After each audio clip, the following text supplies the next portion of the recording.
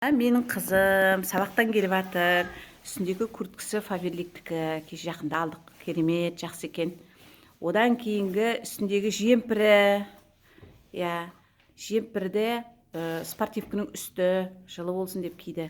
Бұл да Фаберликтікі. Асты мен үсті өте жақсы болып тұр. Одан кейінгі ішіндегі свитері, бұл да Фаберликтікі. Бұндай бірнеше түрлі түсі бар. Ол қалың емес, жұқа. Содан кейін Адикош бас киімі, міне бас киімін көрдіңіздер ме? Ол да Фаберликтікі. Міне. Содан кейін шалбары сабаққа киетін, бұл да Фаберликтікі. Көрдіңдер ме?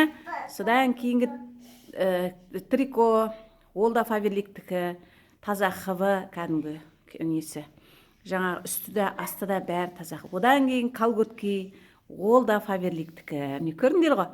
Осы киімдердің барлығын алып біздер Фаберликтен киіп жүрміз. Етігі де Фаберликтікі.